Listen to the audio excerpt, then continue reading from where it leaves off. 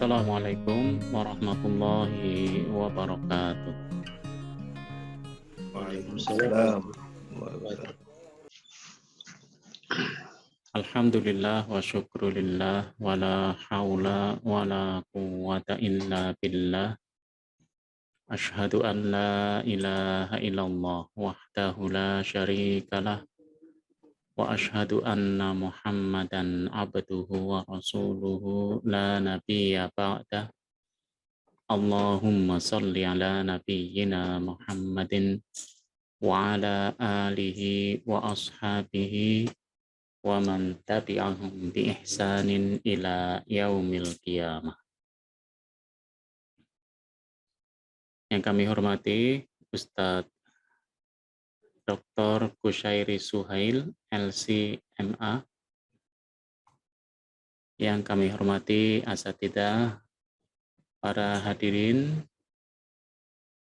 ngopi bareng IKADI, ngobrol online bareng IKADI yang kita selenggarakan setiap hari Kamis pukul 5.30 sampai 6.30 waktu Indonesia bagian Barat.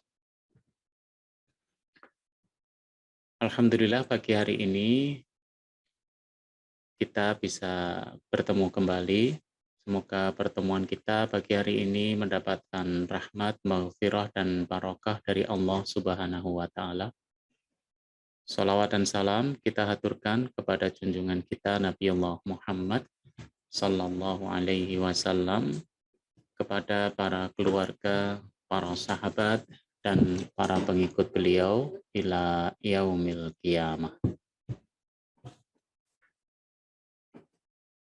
Pada pagi hari ini, atas izin Allah Subhanahu wa Ta'ala, yang akan menyampaikan materi adalah beliau Dr. Kiai Haji Ahmad Kusyairi Suhail, LC.MA. Beliau adalah Ketua Umum PP IKADI, hasil dari Munas ketiga IKADI. Tema yang akan diangkat pada pagi hari ini adalah meningkatkan produktivitas dalam dakwah. Undangan ini sudah di-share ke seluruh IKADI di Indonesia. Insya Allah nanti akan semoga saja bergabung rekan-rekan IKADI dari seluruh Indonesia.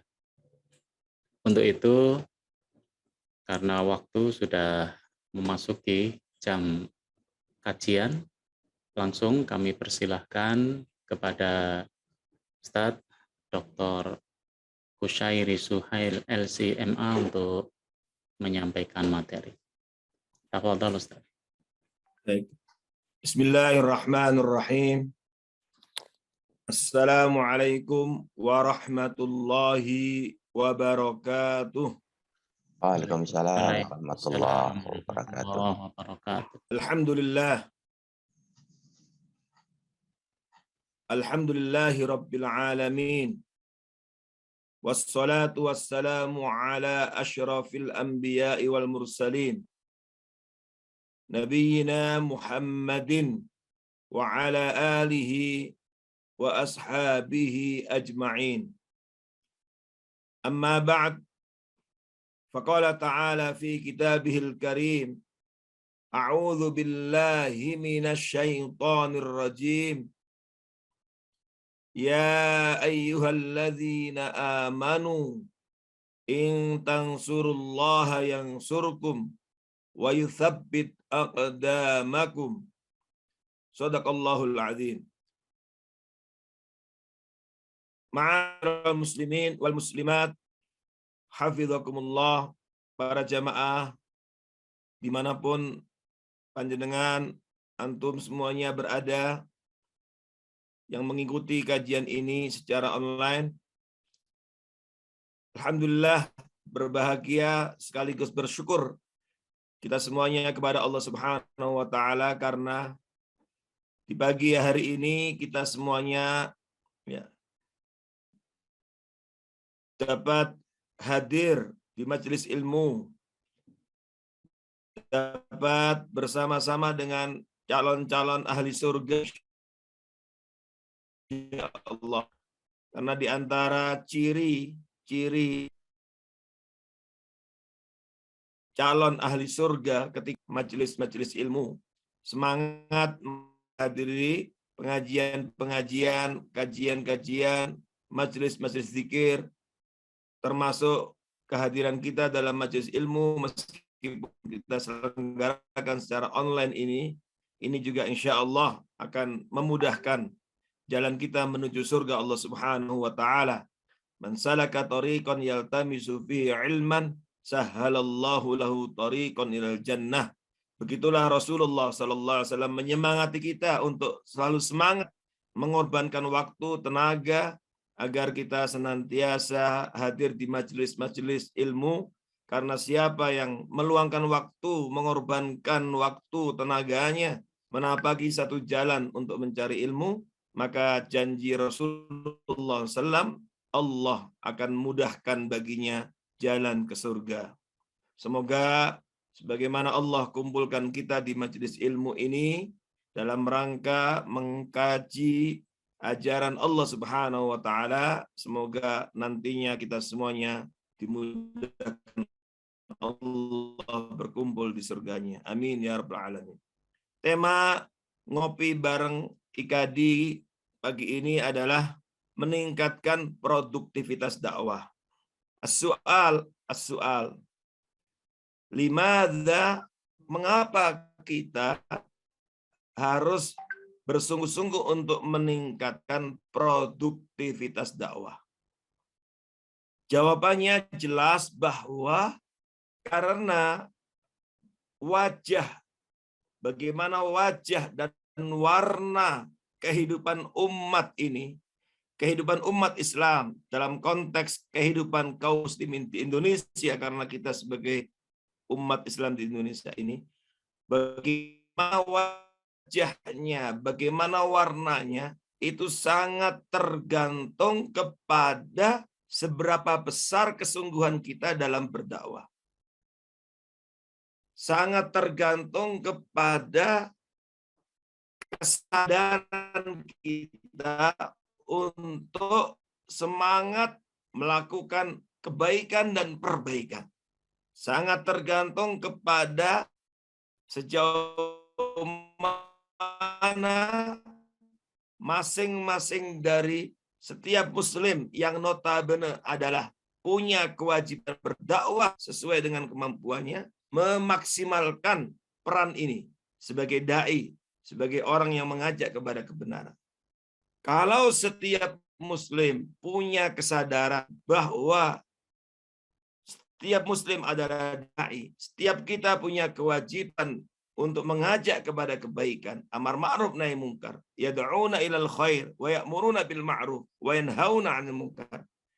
Maka kalau benar-benar kita maksimal, sungguh-sungguh, maka pasti itu akan membawa kepada kebaikan kehidupan kita, membawa kepada kebaikan kehidupan keluarga kita, membawa kepada kebaikan kehidupan umat masyarakat, dan dalam konteks kehidupan negara Indonesia pasti akan membawa kepada kebaikan kehidupan bangsa dan negara. Karena berbicara tentang negara kesatuan Republik Indonesia, negeri ini dihuni oleh mayoritas umat Islam, bahkan sampai hari ini masih tercatat sebagai negara dengan penduduk muslim terbesar di dunia. Karena Allah Subhanahu wa taala sudah menjanjikan jika dakwah ini dimaksimalkan, maka pasti akan membawa kepada al-falah, kepada perubahan yang lebih baik, kepada kebahagiaan, kemakmuran. Wal takum minkum ummatun yad'una ilal khair wa ya'muruna bil ma'ruf wa yanhauna 'anil munkar. Apa pengaruh dakwah bagi kehidupan kita? Wa ulaika humul muflihun. Allah menjanjikan kalau dakwah dijalankan, semangat mengajak kepada kebenaran ini dijalankan dengan baik, maka akan mengantarkan kita kepada al-falah, kepada kebahagiaan, kemakmuran, kesejahteraan, bahkan fid dunya wal akhirah. Allah Subhanahu wa taala juga menegaskan kalau dakwah ini benar-benar dijalankan dengan maksimal, dengan semangat, ada kesungguhan dari setiap kita untuk berdakwah, maka pasti akan membawa kepada al-khairiyah, membawa kepada kebaikan. Kita akan menjadi manusia terbaik, keluarga kita akan menjadi keluarga terbaik, masyarakat kita akan menjadi masyarakat terbaik, umat ini akan menjadi umat terbaik, bangsa ini akan menjadi bangsa yang terbaik dalam tataran percaturan politik dunia. Bukankah itu yang Allah Subhanahu wa taala sampaikan? Kuntum khaira ummah. Kalian adalah umat terbaik, keluarga terbaik, masyarakat terbaik. Kapan itu kita dapatkan predikat terbaik ini? Kuntum khaira ummatin tukhrijuna. Kuntum khair ummatin. Ya. Kalian adalah umat terbaik yang dikeluarkan ukhrijat linnas. Apa terbaik ini akan kita raih? Ta'muruna bil ma'ruf wa tanhauna 'anil munkar wa tu'minuna billah. Kalau semangat dakwah ini kita kobarkan dan kita maksimalkan. Rasulullah Sallallahu Alaihi Wasallam juga di dalam beberapa hadisnya juga telah menyampaikan dengan gamblang jelas bahwa baik dan buruknya kehidupan masyarakat, baik dan buruknya kehidupan keluarga kita, baik dan buruknya kehidupan umat, maju atau mundurnya umat, masyarakat, bangsa, itu juga sangat tergantung kepada semangat dakwahnya, semangat mengajak kepada kebenarannya, semangat ya'una ilal khair wa ya'muruna bil ma'rufnya.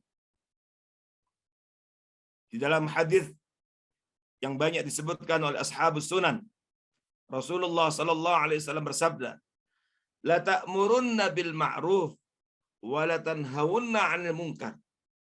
Hendaknya kalian semangat untuk berdakwah, semangat mengajak kepada al-ma'ruf, kebaikan, dan semangat untuk mencegah kemungkaran. Apa hasilnya? Apa pengaruhnya? Pasti kalian akan diberkahi hidupnya, diberikan kebaikan, membawa kepada kemakmuran, kesejahteraan hidup, kebahagiaan dunia akhirat. Atau kalau ini kita tinggalkan, nggak semangat, kemudian kita abaikan, bahkan na'udzubillah, cuek, nggak peduli. Kata Nabi, resikonya berat. La yushakannallah. Atau Allah Subhanahu wa taala akan mengirim azab, akan mengirim bencana, bisa dalam bentuk bencana azab itu, musibah, bencana dan lain sebagainya. La yushakannallahu alaikumul azab, yang meliputi semua manusia, nggak peduli soleh maupun toleh, semuanya kena dampaknya. Seperti virus corona saat ini yang dampaknya luar biasa, mengenai orang soleh dan toleh. Dan kemudian ada satu pemandangan yang sungguh menakutkan, mengkhawatirkan. Apa kata Nabi? Tsumma tad'unahu fala yustajabu lakum. Kemudian kalian berdoa, merengek-rengek, menangis, tapi tidak dikabulkan Allah Subhanahu wa taala. Kenapa? Karena tidak maksimal dalam dakwah. Karena tidak semangat dalam dakwah. Oleh karena itu, disinilah pentingnya kita membicarakan masalah meningkatkan produktivitas dakwah. Karena bagaimana kualitas kita, kualitas kehidupan keluarga kita, kualitas kehidupan masyarakat kita, kualitas kehidupan bangsa ini, itu sangat tergantung kepada aktivitas dakwah, sepak terjang dalam dakwahnya. Nah, pertanyaannya adalah, ma'yal umur allati tadfa' wa tunammi intajiyat dakwah. Apa hal-hal yang perlu kita perhatikan untuk meningkatkan produktivitas dakwah? Pertama, ma'asyiral muslimin wal muslimat hafizakumullah. Seseorang semangat berdakwah atau tidak, pertama sangat dipengaruhi oleh ad-dafi' al-imani, oleh motivasi keimanannya. Jadi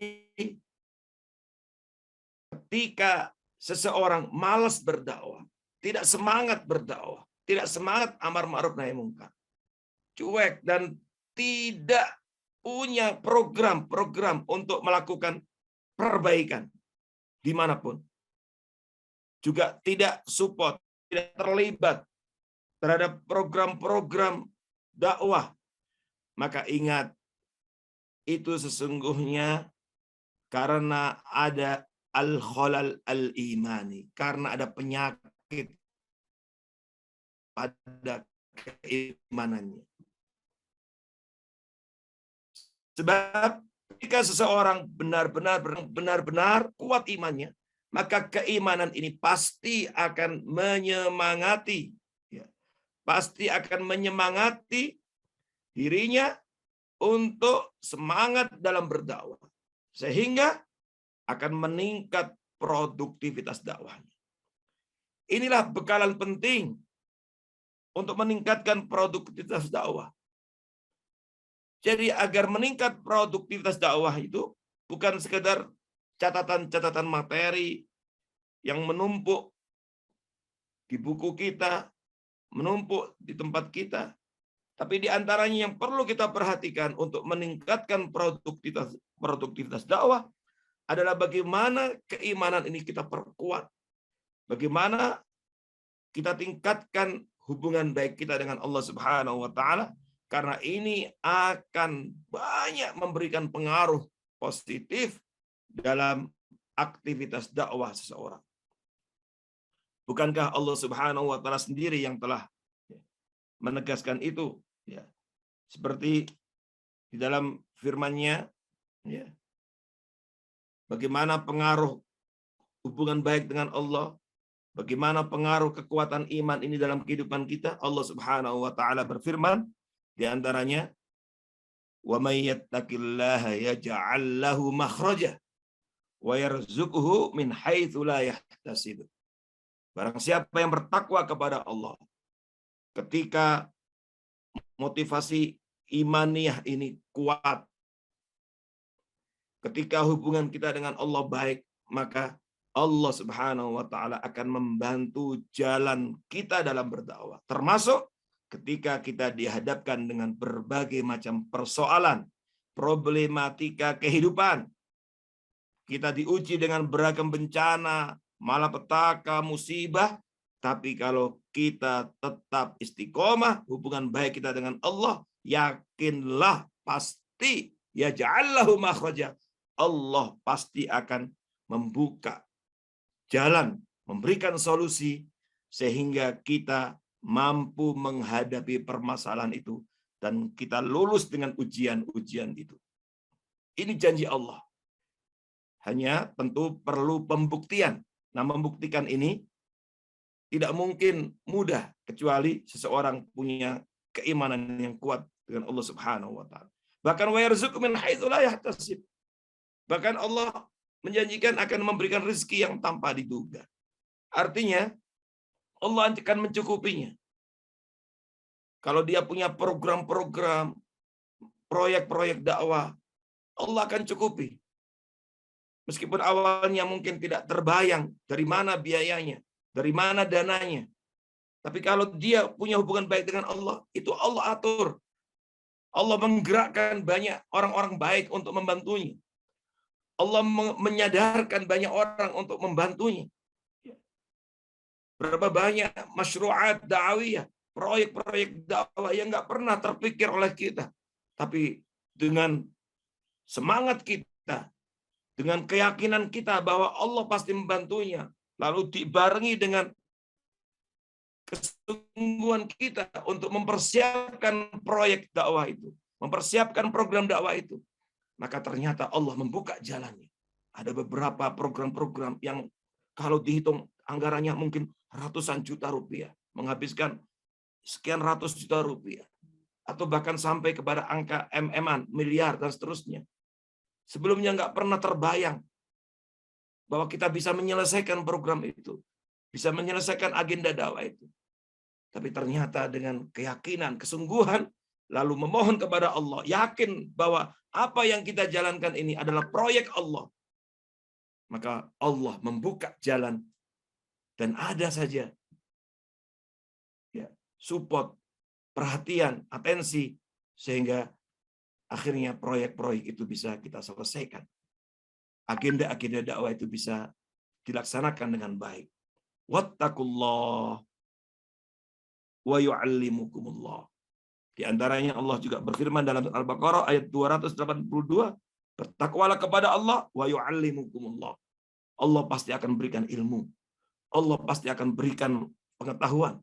Allah pasti akan berikan kecerdasan, kecerdikan kita untuk mengelola dan memanage program-program dakwah itu sehingga menghadirkan barokah keberkahan dan membawa kepada kemaslahatan umat. Wattaqullah wa yu'allimukumullah. Jadi begitu banyak janji-janji yang sudah disampaikan Allah. Tinggal perlu pembuktian. Tinggal perlu action untuk membuktikan itu. Dan itu hanya akan bisa kita lakukan kalau kita yakin dan kemudian kuat iman kita kepada Allah Subhanahu wa taala. Wa may yattaqillaha yaj'al lahu min amri yusra. Barang siapa yang bertakwa kepada Allah, Allah pasti akan jadikan jalan-jalan itu kemudahan. Proyek-proyek dakwah itu akan diberikan kemudahan. Aktivitas-aktivitas dakwahnya akan diberikan kemudahan. Semangatnya untuk memperbaiki keluarganya akan diberikan kemudahan. Semangatnya untuk mengajak masyarakat dalam kebaikan diberikan kemudahan. Dan ini adalah janji Allah Subhanahu wa taala. Karena itu, bekalan yang perlu untuk kita persiapkan adalah bagaimana terus kita memperkuat keimanan kita kepada Allah Subhanahu wa taala. Ingat, al-ansyitah ad-da'awiyah, aktivitas dakwah, kegiatan-kegiatan dakwah ini adalah juga ansyitah ubudiyah.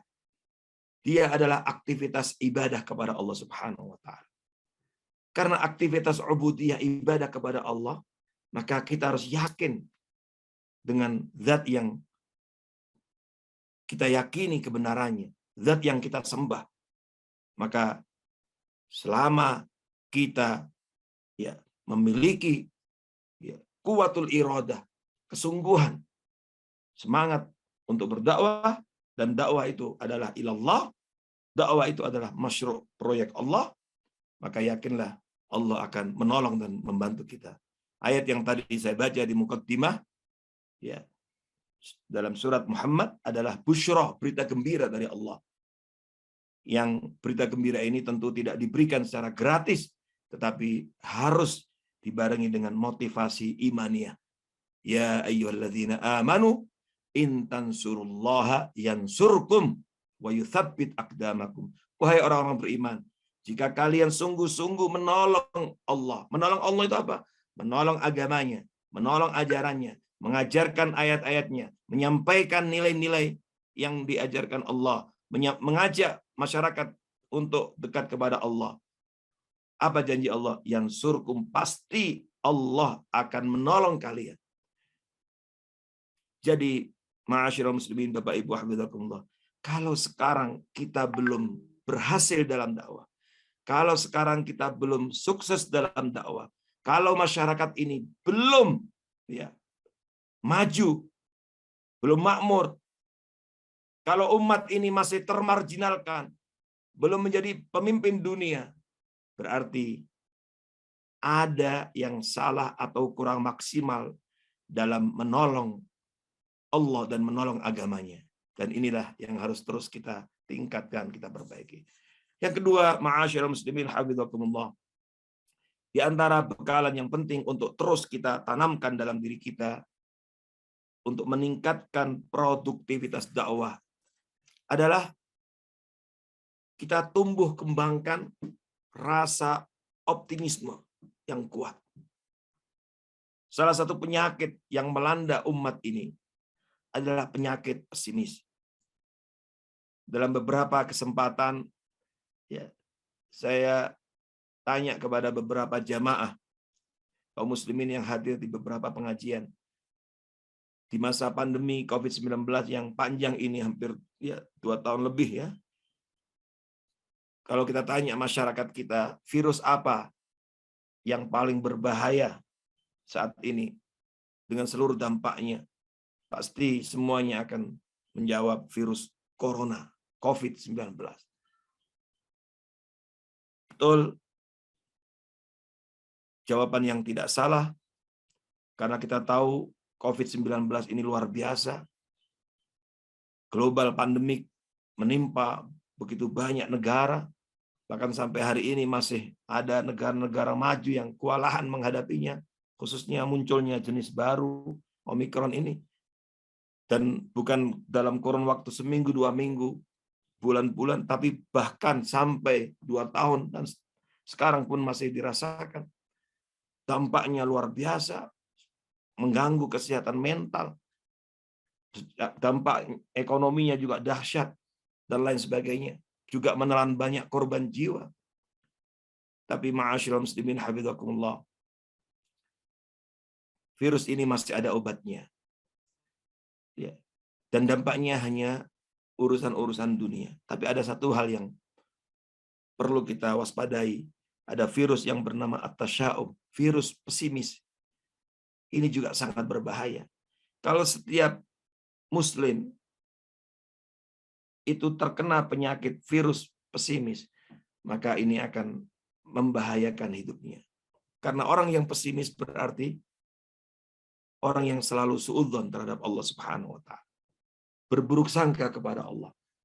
Orang yang pesimis berarti dia akan jauh dari rahmat Allah.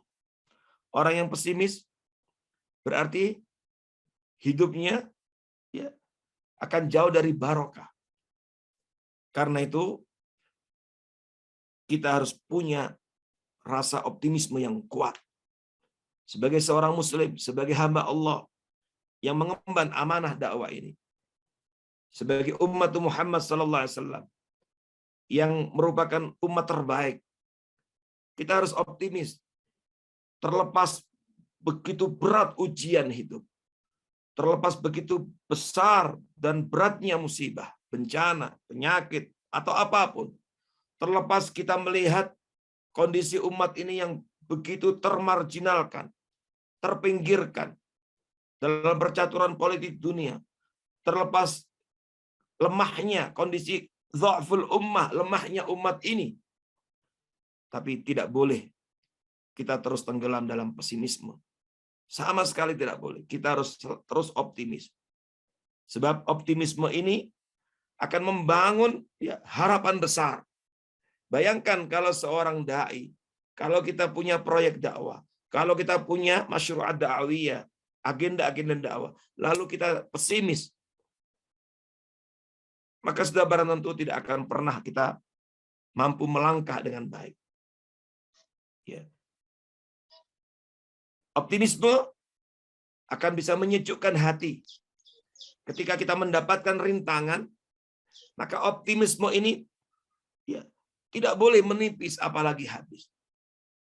At-tafa'ul dalam bahasa Arabnya, optimisme ini akan membangkitkan semangat kita sehingga selalu melihat sesuatu itu dengan pandangan yang positif.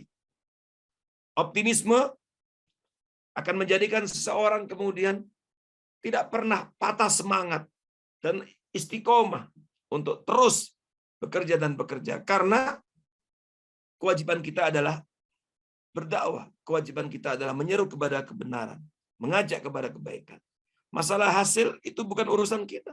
Wa ma 'alaika illal bala. Firman Allah, tidaklah kewajibanmu Muhammad kecuali berdakwah.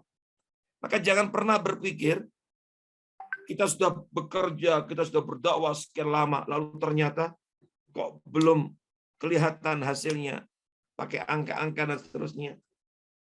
lalu kemudian kita menjadi minder, menjadi pesimis. Lah, ingat, yang Allah wajibkan kita adalah menyampaikan kebenaran. Balighu anni walau ayat. Sabda Rasulullah SAW. Sampaikan dariku meskipun satu ayat. Setelah kita sampaikan satu ayat, sampaikan 2 ayat, sampaikan 5 ayat sesuai dengan wawasan, pengetahuan, hafalan yang kita tahu dari ayat-ayat Allah, maka selanjutnya itu urusan Allah. Suruh buru-buru memang. Jangankan kita, Nabi Muhammad SAW saja terhadap orang yang ia cintai, terhadap keluarga dekatnya, tidak mampu untuk memberikan hidayah. Nabi SAW hanya bisa mengajak. Makanya ketika Nabi SAW begitu semangat ingin menyadarkan pamannya Abu Thalib agar mau mengucapkan syahadat, tapi ternyata belum juga direspon. Allah Subhanahu wa taala ingatkan dengan firman-Nya, innaka la tahdi man ahbabta walakinallaha yahdi man yasha. Sesungguhnya engkau tidak akan mampu memberikan hidayah kepada orang yang engkau cintai sekalipun, tetapi yang mampu memberikan hidayah adalah Allah Subhanahu wa taala. Karena itu kita harus optimis, apalagi sekarang di tengah kehidupan umat ini yang diterpa dengan ujian yang sangat berat, COVID-19 yang panjang ini. Kita lihat begitu banyak masyarakat yang pesimis, putus asa, trauma, stres, dan lain sebagainya. Bahkan kita baca juga ada beberapa orang yang kemudian bunuh diri, na'udzubillah. Lah, dai, seorang muslim, tidak boleh itu terjadi. Dan kita harus tampil memberikan semangat, membangun optimisme kepada umat. Allah Subhanahu wa taala ingatkan, wala tai'asu mir rauhillah. Innahu la yai'asu mir rauhillah illal qaumul kafirun. Jangan pernah kalian putus asa dari rahmat Allah. Karena yang putus asa dari rahmat Allah hanyalah orang-orang kufur. Orang beriman tidak ada dalam kamus hidupnya pesimisme. Apalagi na'udzubillah sampai bunuh diri dan seterusnya. Tidak ada dalam kamus orang beriman itu, keluarga muslim itu, pesimisme. Selalu optimis terhadap orang-orang yang sudah terlanjur tenggelam dalam dosa, kubangan maksiat, sebesar apapun maksiatnya, sehebat apapun dosanya. Tetap Allah Subhanahu wa taala sampaikan untuk tidak boleh pesimis terhadap rahmat Allah. Qul ya ibadiyalladzina asrafu ala anfusihim.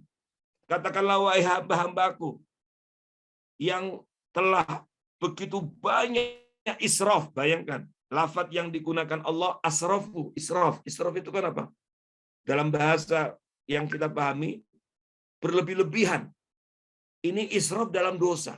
Berarti berlebih-lebihan dalam dosa, dalam maksiat. Mungkin dosa maksiat model macam apa saja sudah dilakoninya, sudah pernah dilakukannya.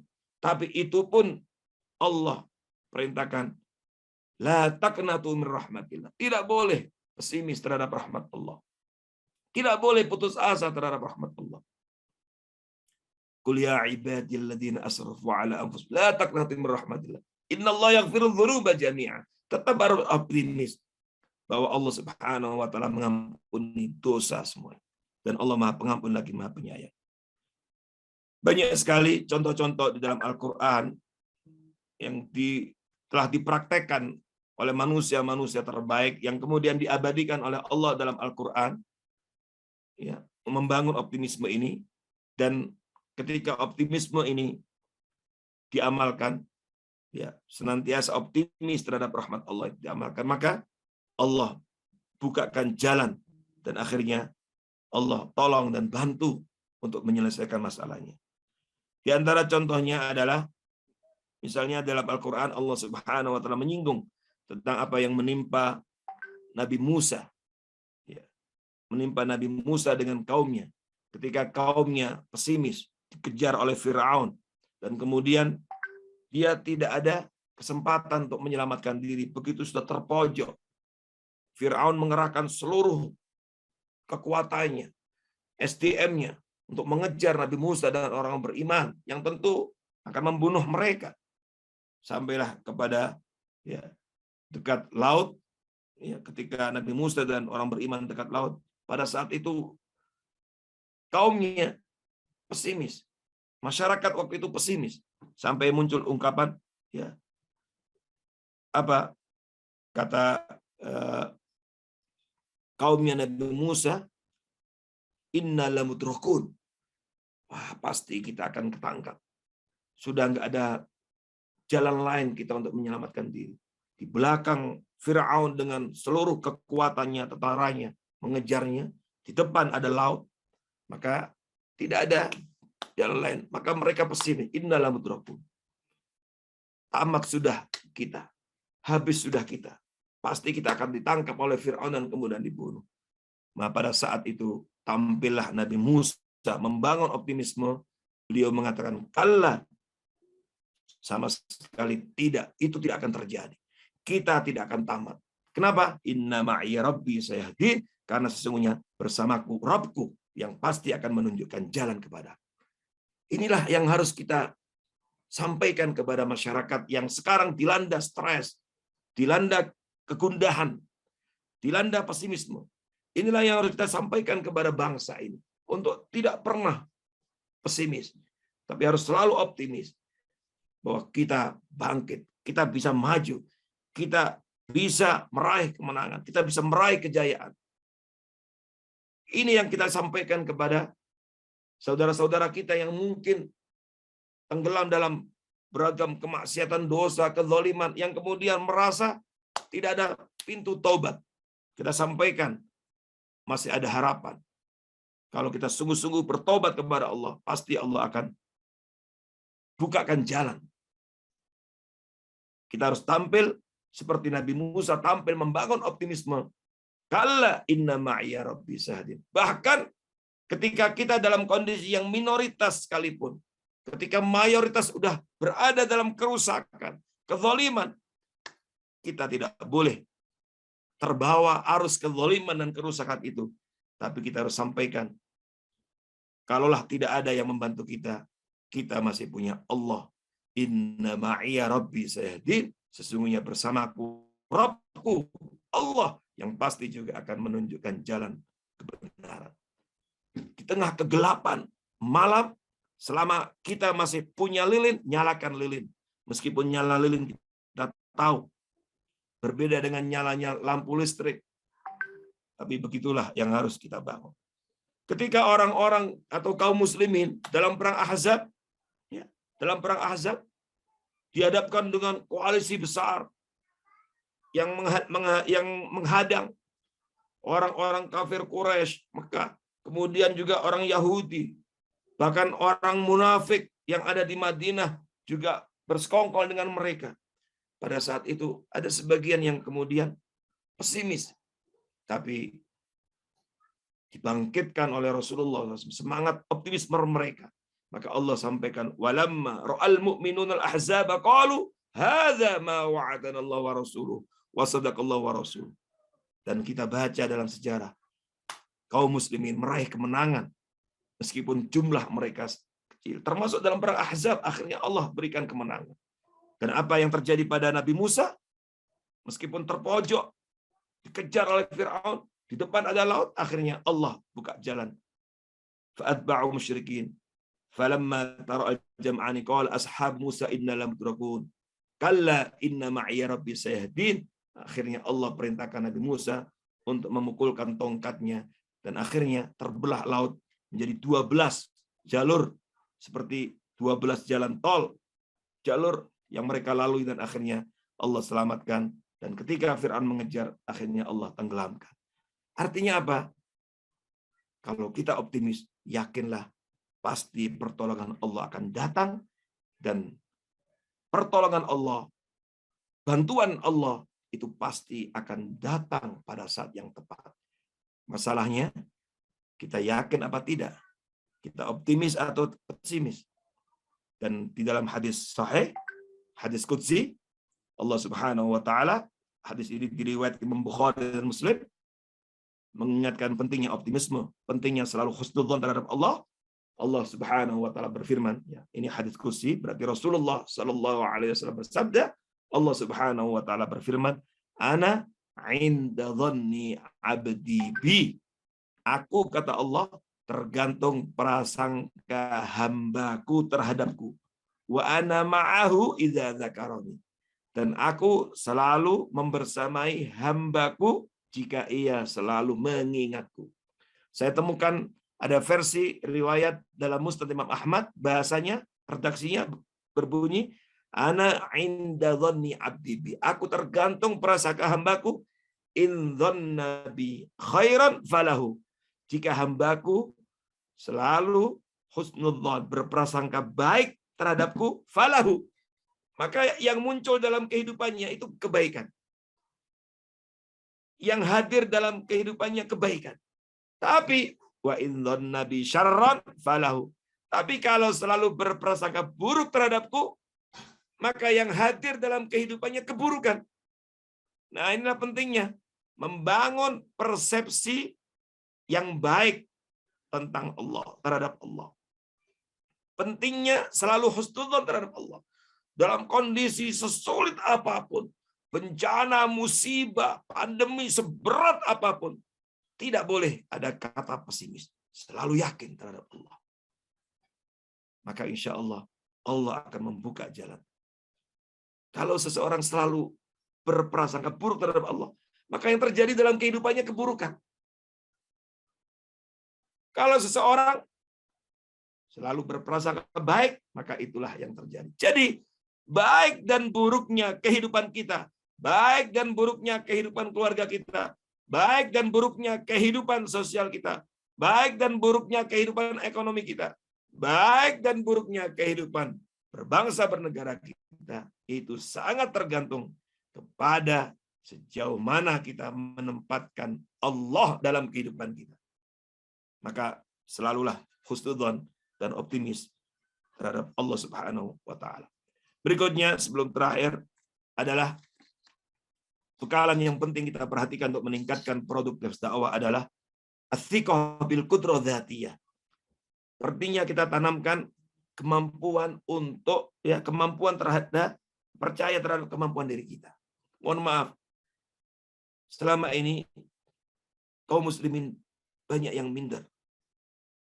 Ada juga yang sebagian mengatakan atau berprasangka atau punya pandangan bahwa saya bisa apa untuk berdakwah. Apa sih yang bisa saya lakukan? Saya bukan keluaran S1 jurusan dakwah. Saya tidak punya kemampuan syar'i. Saya hafalan Qur'annya terbatas. Hafalan hadisnya apalagi.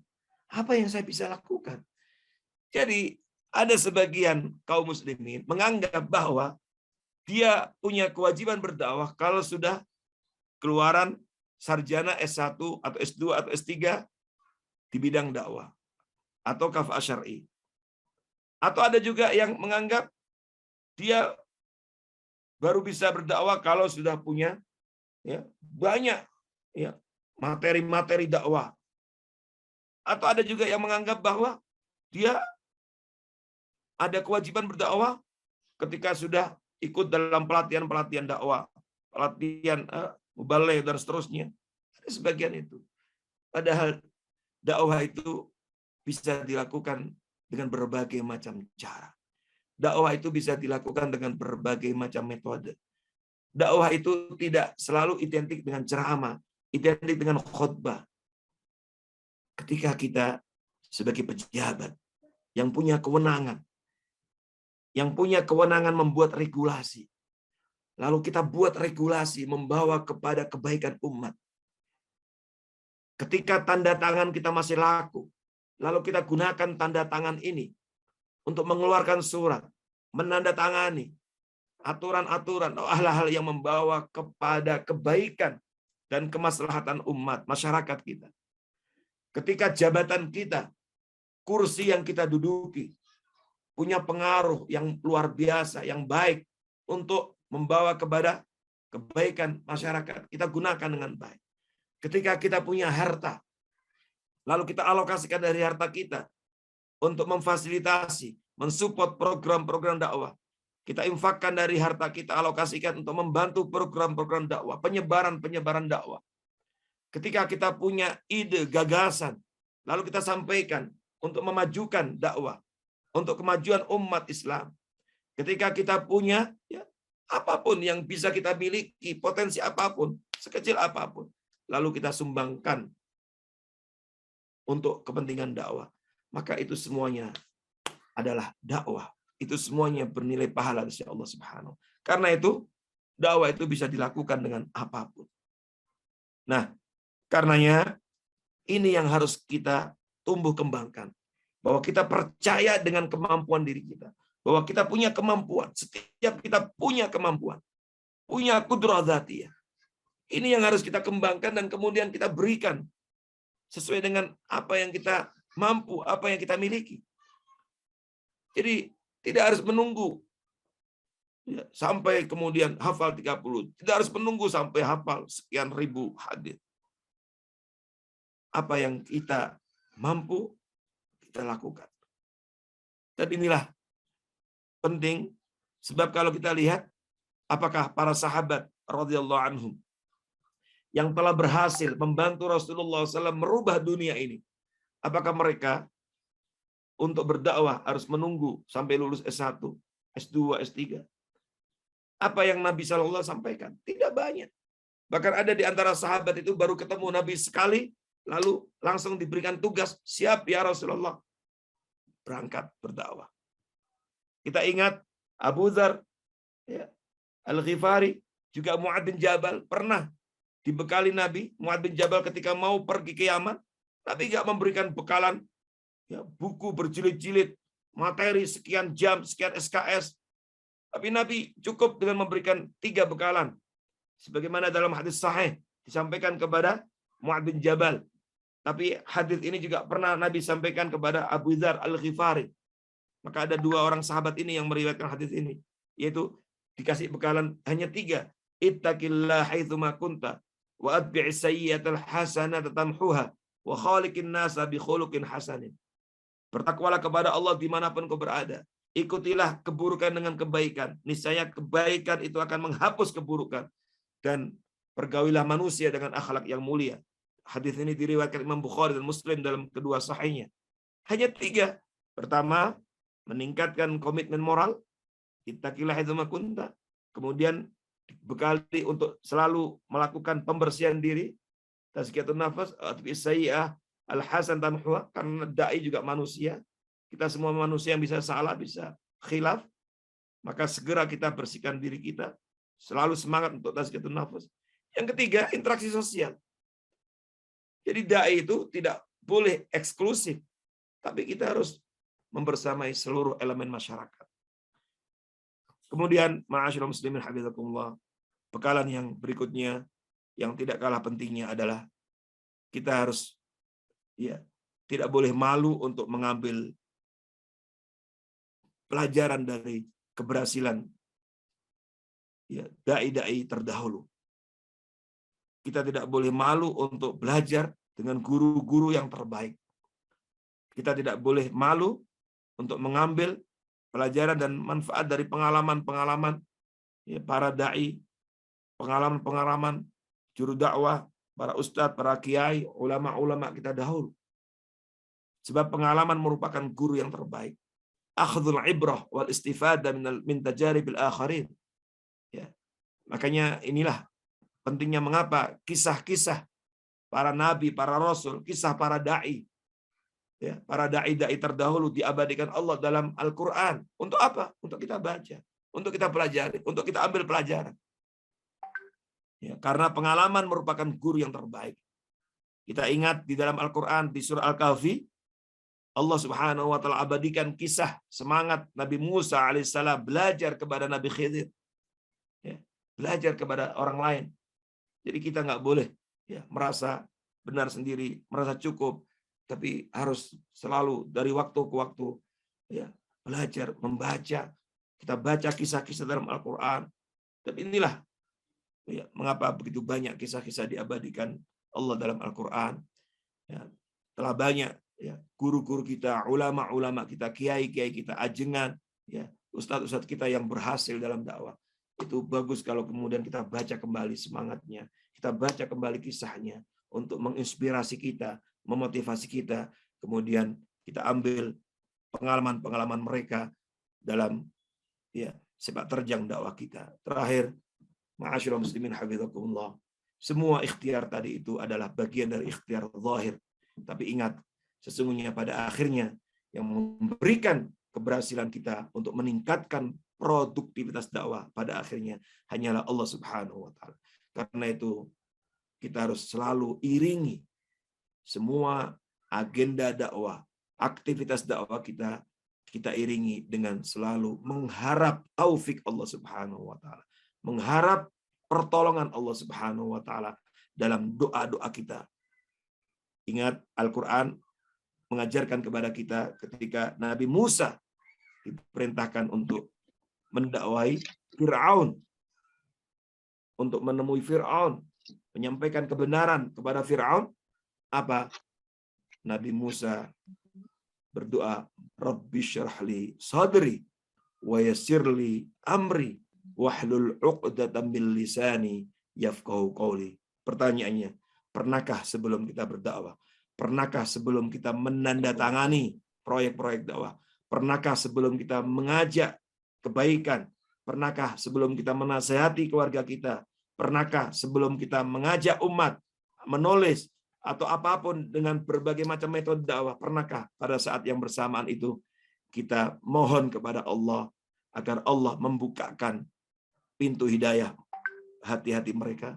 Pernahkah kita minta kepada Allah dilapangkan dada kita, dimudahkan urusan kita? Pernahkah kita minta kepada Allah agar Allah memberikan taufik dalam dakwah kita? Nah, inilah yang harus terus kita biasakan, dan Rasulullah SAW sendiri telah membuktikan itu dalam dakwahnya. Beliau selalu menyertakan umat mad'u, orang-orang yang didakwa itu dalam doa-doa mereka. Di antaranya ketika Nabi Muhammad SAW direspon secara negatif dakwahnya oleh masyarakat Taif, beliau nggak pernah marah, beliau tidak dendam, tapi justru beliau menyertakan mereka dalam doanya. Allahumma hdi qaumi fa innahum la ya'lamun. Ya Allah, berikan hidayah mereka, sesungguhnya mereka merespon negatif seperti itu, membuli saya, mencemooh saya, menyakiti saya. Sesungguhnya itu mereka lakukan karena mereka tidak tahu. Semoga Allah Subhanahu wa taala berkahi aktivitas dakwah kita, berikan taufik kita semuanya sehingga semua aktivitas kita bernilai pahala di sisi Allah, diberkahi Allah, dan akhirnya membawa kepada kebaikan kehidupan kita di dunia wal akhirah. Aqulu qouli hadza wa astaghfirullah li wa lakum wa fawqa kulli dzin alim. Assalamualaikum warahmatullahi wabarakatuh. Waalaikumsalam warahmatullahi wabarakatuh. Jazakallah khairan Ustadz Dr. Kushairi Suhail LCMA yang luar biasa telah memberi arahan kepada kita tentang prinsip-prinsip produktivitas di dalam dakwah. Ada yang bertanya, pertama dari Ustadz Sugeng bertanya, bagaimana cara memotivasi optimisme seorang teman yang merasa down karena menderita sakit yang berat? Baik, terima kasih. Bagus sekali Ustaz Sugeng pertanyaannya. Dan tentu kasus-kasus seperti ini juga ada di banyak tempat. Pertama, perlu kita ingatkan bahwa yang namanya ujian itu adalah sebuah keniscayaan dalam hidup ini. Sebuah keniscayaan dalam hidup ini. Artinya, kita hidup di dunia tidak akan pernah bisa lepas dari ujian, dan ujian itu bisa beragam. Wa nabluukum bisyarri wal khair. Allah Subhanahu wa taala berfirman, kami akan uji kalian dengan kebaikan dan keburukan. Jangan dikira orang yang kaya raya, sehat walafiat itu bukan ujian, itu juga ujian. Ya, ini maka harus selalu ingat bahwa hidup ini adalah ujian. Al-haya yal imtihan, al-haya yal ikhtibar. Hidup ini adalah ujian dan ujian. Alladzi khalaqal mauta wal hayata liyabluwakum ayyukum ahsanu amala. Dan Allah ketika memberikan ujian, tujuannya adalah agar kita menjadi hambanya yang terbaik. Amal kita menjadi terbaik, termasuk diantaranya dengan sakit. Nah, ini yang harus kita tanamkan. Bahwa ini adalah cara Allah untuk menguji kita untuk menjadi yang the best, yang terbaik. Ya. Yang kedua, Ingat, sakit itu bisa mendatangkan pahala. Sakit itu mendatangkan pahala dan mendatangkan ya kebaikan bagi kehidupan kita. Ya.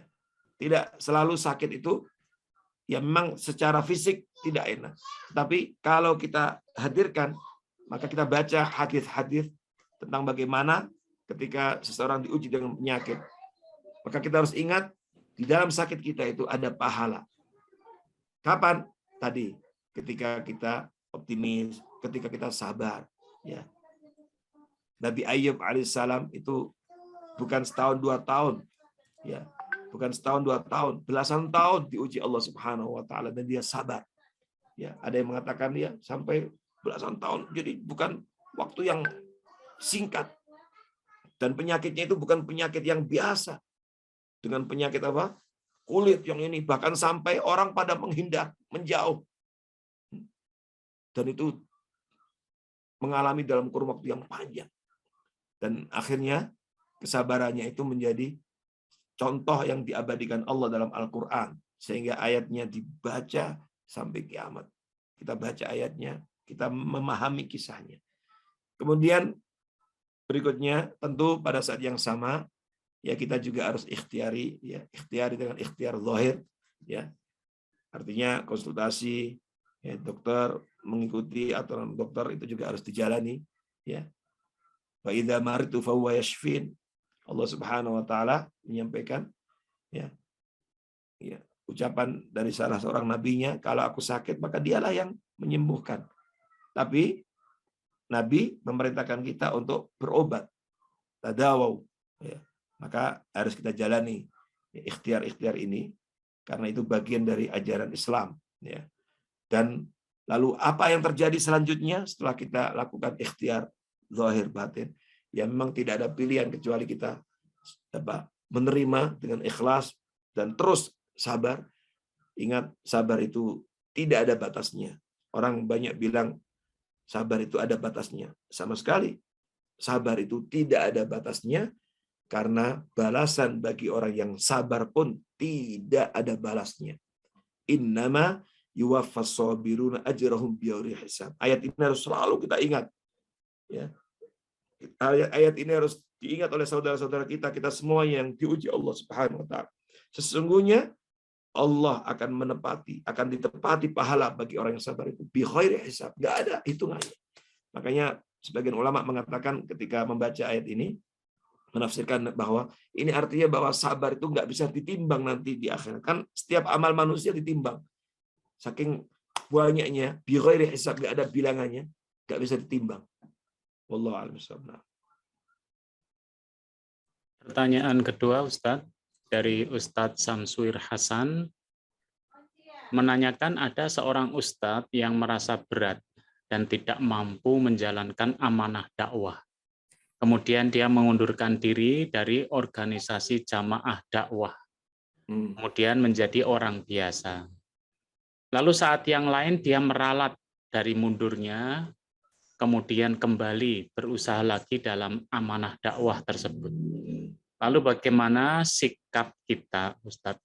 Jazakallah khairan. Baik.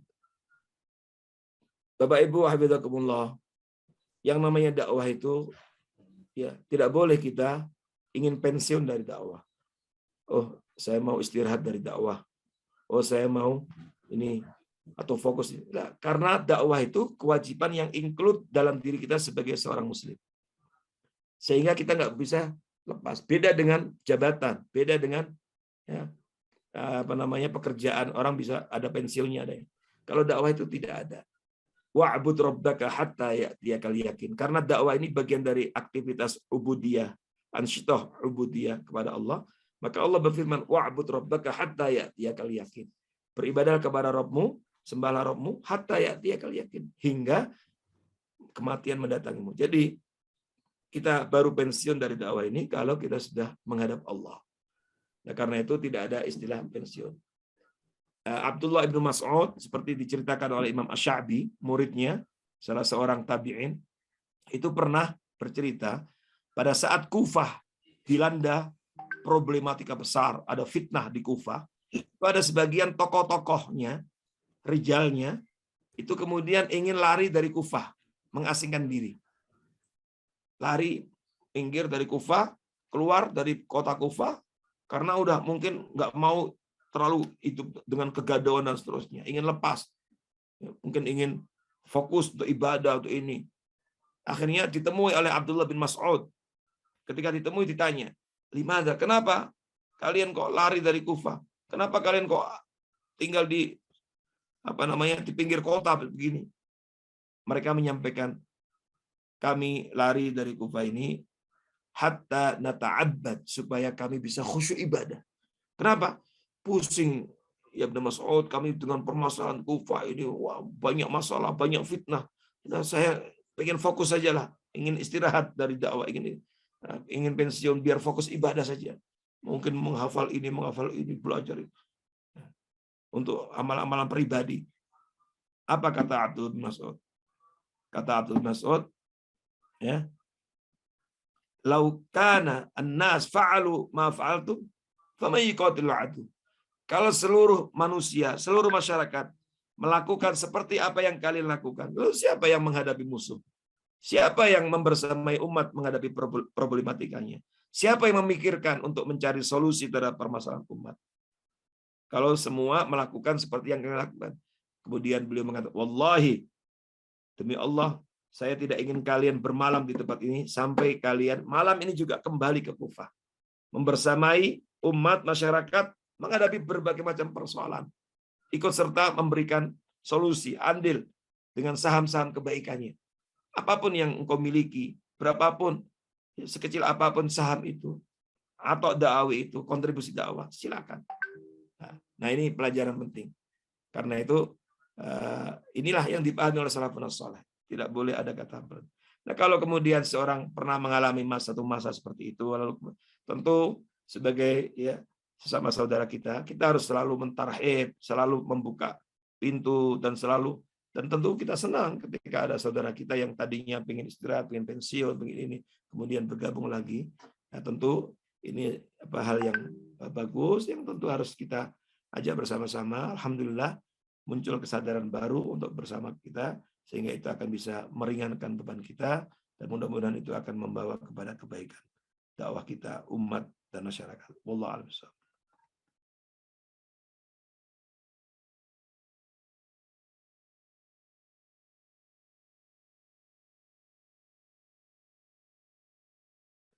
Masih di mute antum.